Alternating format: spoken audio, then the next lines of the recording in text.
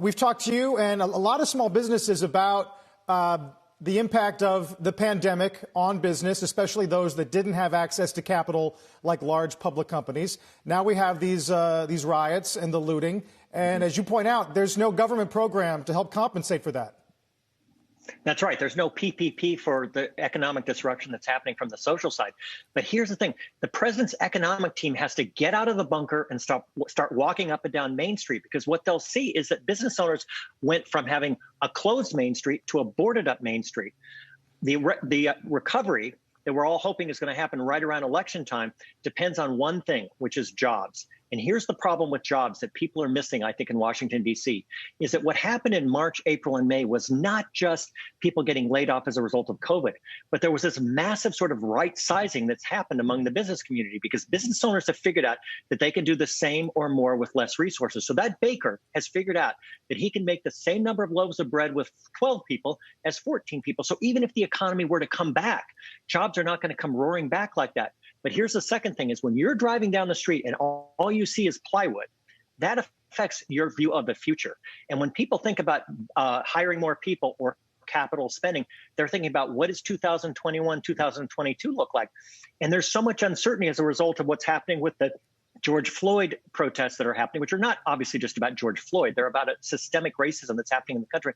That creates uncertainty. And when there's uncertainty, people don't go, that baker is not going to go buy that extra mixer. And that baker who thought, well, maybe I can get by with 12 employees, maybe 10. Right. So is it too glib then to say or suggest that these businesses leave cities, leave urban centers? I mean, the business owners have to make a living too. Oh, of course. And I don't think our cities are going to dry up. I don't think anybody realistically thinks the cities are drying up. This is an issue of how the pace of the economic recovery.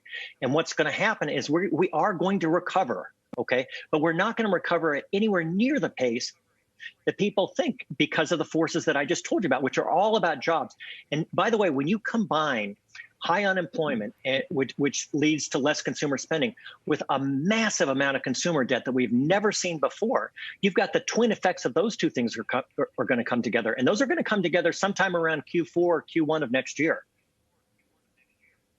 Professor Dodson, it's Sarah. You're the PPP expert. Congress did last night pass some new changes, the flexibility to that program, allowing small businesses to, for instance, spend less of the loan money on payroll to make the payroll deadline last longer. How significant are these changes?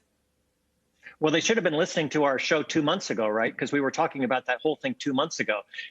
They made two really significant changes, which are important. One is they extended it beyond 8 weeks, which was fanciful to think that 8 weeks was enough. And the second is that they ended this sort of nanny state where the PPP program said, we'll give you money, but you have to spend it in a precise, exact way. We're not going to let you, the CEO, or you, the business owner, decide how to spend it. And they relaxed those somewhat. So those are two significant changes, and they'll be helpful. It's just that one of the reasons, by the way, that the second round of PPP is only about 3/4 spent is business owners to some extent sort of threw up their hands and they said, these rules are literally changing by the week and I can't afford to take on this debt if I don't know if it's going to be forgiven or not. So while I applaud the Treasury Department for making these changes, it is really sort of 9 weeks too late. And what about any deadlines coming due? I mean, how long does this ultimately run? For instance, watching, in light of the unemployment numbers that we got today, another 1.8 million people filing unemployment claims, that bonus unemployment only lasts for what, another month? What deadlines do we have to watch as far as the small business loans? Well, so this is what goes to the point I was making earlier about uncertainty, because we don't know what's going to happen in July, August, and September for exactly the points that you're talking about, unemployment benefits. Employers and people who would be out spending money are going to be much more cautious. So that goes back to the baker who's only going to hire 11 people instead of 14 people. So those 3 people aren't going to get a job. And because they think they might not get a job today, they're not going to be spending the kind of money that they would. So this is all contracting the economy. It will come back. The sky is not falling, but it is not going to come back at the level that the president's economic advisors are telling everybody it will come back.